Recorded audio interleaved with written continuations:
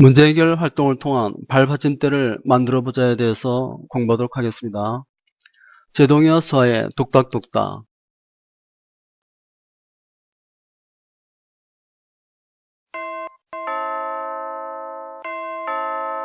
누구세요?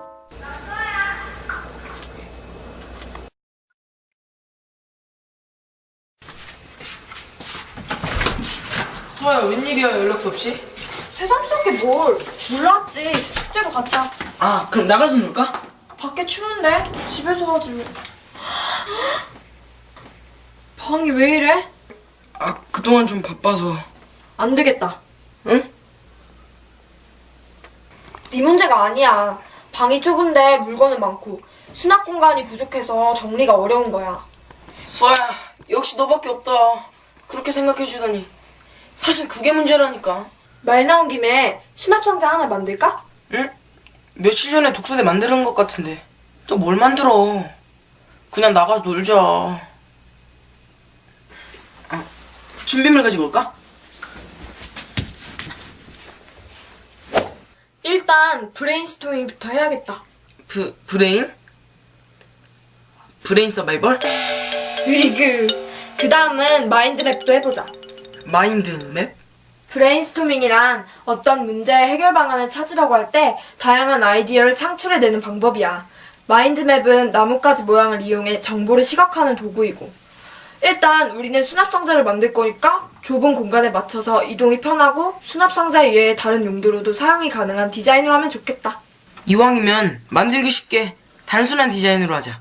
그래, 구조가 단순하면 만들기도 쉽고 공간의 이용에 맞춰서 그만큼 더 여러 용도로 활용이 가능할 거야.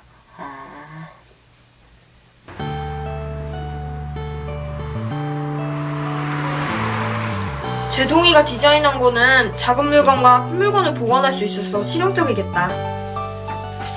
이건 창의적이고. 고마워. 우와, 수아 디자인은 수아만큼 예쁘네. 이걸로 만들자. 이건 크기가 커서 실용성과 가공성이 좋지 않을 것 같은데? 등받이를 제작하기 어려운 이것처럼. 그럼 1번을 보완해서 만들자. 그래, 수납하기 더 편리하게 서랍을 하나 더 만들자.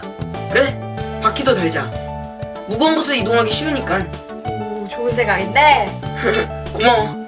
자, 그럼 이제 재료 사러 갈까? 그래. 그럼 나가는 김에 맛있는 것도 먹고 오자. 에휴, 못 말려.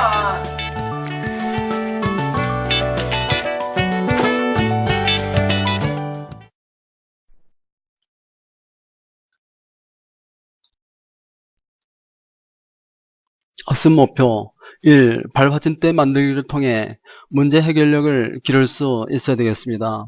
2. 실생활에 필요한 창의적인 발명품을 만들 수 있어야 되겠습니다.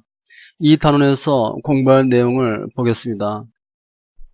발받침대 만들기, 기계 공구 안전하게 사용하기에 대해서 공부하겠습니다.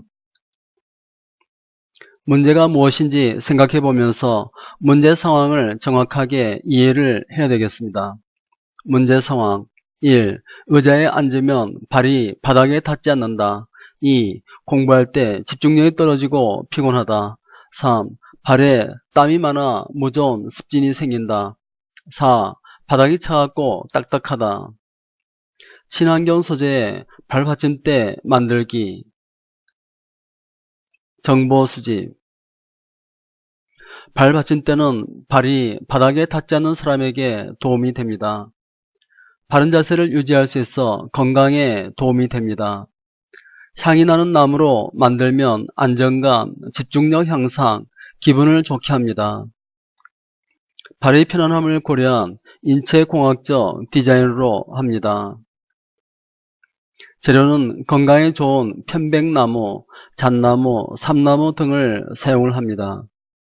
제작할 때 톱, 망치, 강철자, 사포, 모, 접착제 등을 사용을 합니다. 해결 방안 탐색하기, 확산적 사고, 브레인스토밍, 마인드맵 등을 이용해 문제 해결을 위한 창의적 아이디어를 냅니다.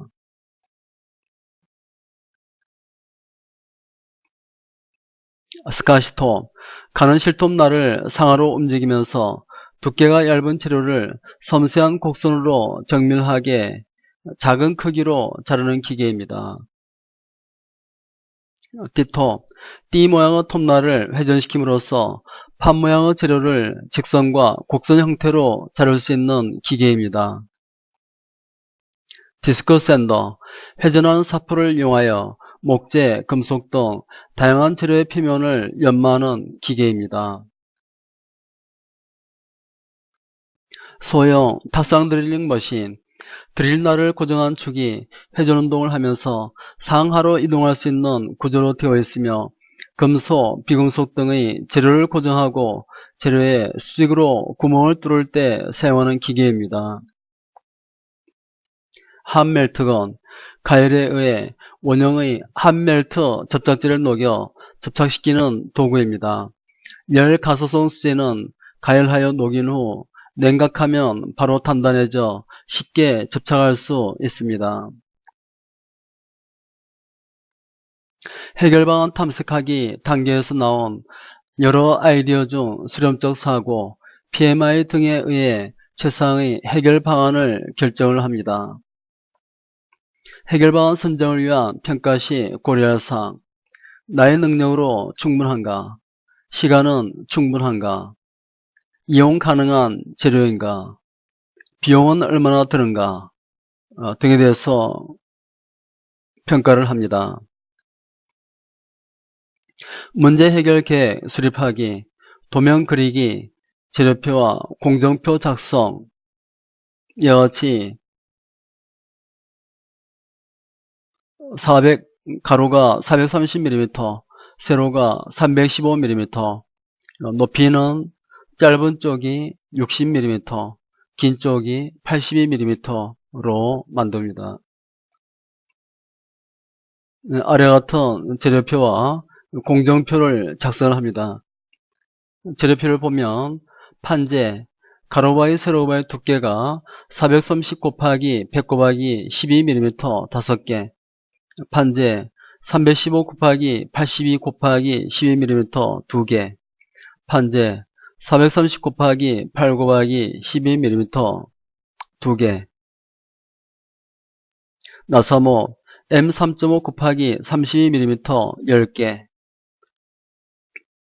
M은 나사의 호칭 치수를 나타내고 있습니다. 사포 220번 1장, 사포 보통 굵기입니다. 접착제, 목공용 한 통 등을 사용을 합니다. 공구 준비하기, 토, 망치, 실톱날, 드라이버, 펜치, 니퍼, 롱노즈 플라이어 등의 공구를 사용합니다. 마름질하기, 자로 금을 긋고 자를 때 마름질이라고 합니다. 조립하기, 접착제와 못을 사용해서 조립을 합니다. 평가하기, 완성품이 만들어진 다음에 평가하기를 합니다.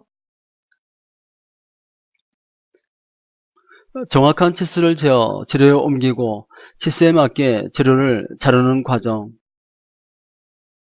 이와 같이 자를 대서 금을 긋고 톱으로 자릅니다. 제작 과정을 살펴보면 제품을 구성하고 스케치를 합니다. 치수에 맞게 재료를 절단을 합니다. 옆판과 밑판을 조립을 합니다. 밑판 위에 발받침판을 조립을 합니다. 사포를 이용하여 다듬질을 합니다. 제작 계획에 따라 튼튼하게 완성되었는지 검사한 후 마무리를 합니다. 형성평가 1번, 정확한 치수를 재어 재료에 옮기고 치수에 맞게 재료를 자르는 과정을 무엇이라고 할까요? 마름질. 다음 보기가 설명하는 기계 공구는 가는 실톱날을 상하로 움직이면서 두께가 얇은 재료를 섬세한 곡선으로 정밀하고 작은 크기로 절단하는 기계를 무엇이라고 할까요? 스카시톱. 문제 해결 계획의 수립하기 단계 중 빈칸에 해당되는 작업은 도면 그리기, 재료표와 공정표 작성, 공구 준비, 조립하기, 평가하기. 중간에 뭐가 들어갈까요? 마름질하기. 도제공, 마조평, 도제공, 마조평. 다음 단원에서는 건설 기술이란 무엇일까에 대해서 알아보도록 하겠습니다. 강의 듣느라 수고 많았습니다.